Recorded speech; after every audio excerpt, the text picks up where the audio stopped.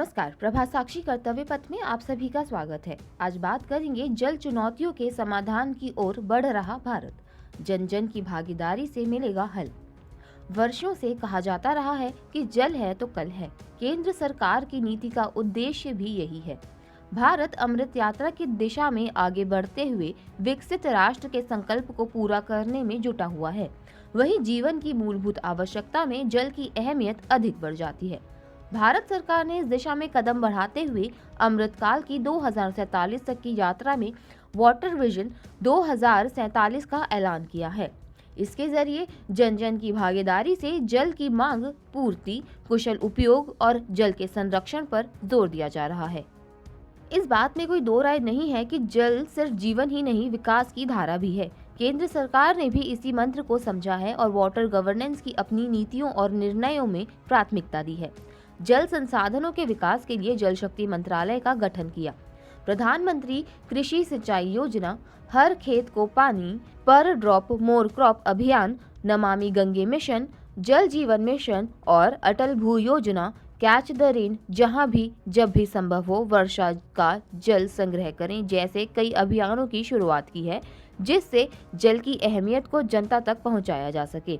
भारत सरकार का जल शक्ति मंत्रालय या वाटर विजन 2047 के लिए काम कर रहा है। इसका जिक्र सबसे पहले अखिल भारतीय वार्षिक सम्मेलन में किया गया था, जिसका उद्देश्य है कि आगामी 25 वर्षों तक भारत के लिए जल के विजन पर विचार विमर्श किया जाए।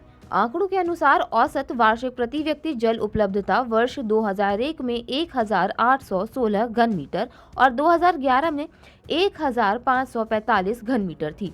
रिपोर्ट के अनुसार अगर वार्षिक प्रति व्यक्ति जल की उपलब्धता 1700 घन मीटर से कम है तो इसे जल की कमी की स्थिति माना जाता है।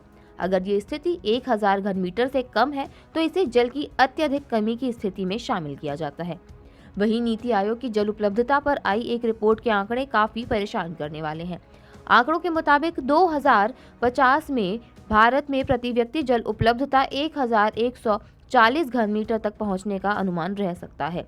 माना जा रहा है कि वर्ष 2047 तक देश में पानी की मांग पानी की उपलब्धता से कहीं अधिक हो सकती है।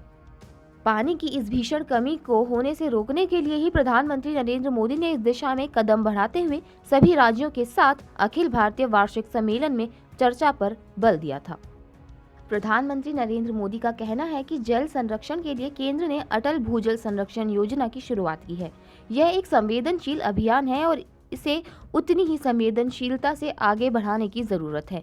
हमारी कोई भी नदी या जलाशय बाहरी कारकों से प्रदूषित न हो, इसके लिए हमें हर राज्य में वेस्ट मैनेजमेंट और सीवेज ट्रीटमेंट का नेटवर्क बनाना होगा। अमृत यात्रा और जल विजन। गौरतलब है कि अखिल भारतीय वार्षिक सम्मेलन पहला ऐसा आयोजन था जिसमें प्रधानमंत्री नरेंद्र मोदी की अगुवाई में जल संरक्षण के क्षेत्रों पर चर्चा की गई थी। इस आयोजन के जरिए भारत द्वारा जल बचाने के लिए किए गए कार्यों पर रोशनी डाली गई। संविधान के मुताबिक जल राज्य का विषय है। ऐसे में जल संरक्षण के लिए राज्यों के प्रयास से ही देश के सामूहिक लक्ष्यों की प्राप्ति संभव है। प्रधानमंत्री नरेंद्र मोदी ने कहा कि वर्ष 2047 के लिए हमारा जल विजन अगले 25 वर्षों के लिए अमृतकाल की यात्रा का महत्वपूर्ण आयाम है। गौरतलब है कि सरकार ने इस वर्ष बजट में सर्कुलर इकोनॉमी पर जोर दिया है। जब उपचारित पानी को फिर से उपयोग होता है तो इससे भी ताजे पानी का संरक्षण होता है। उपचारित पानी का उपयोग करना इकोसिस्टम के लिए काफी अहम है।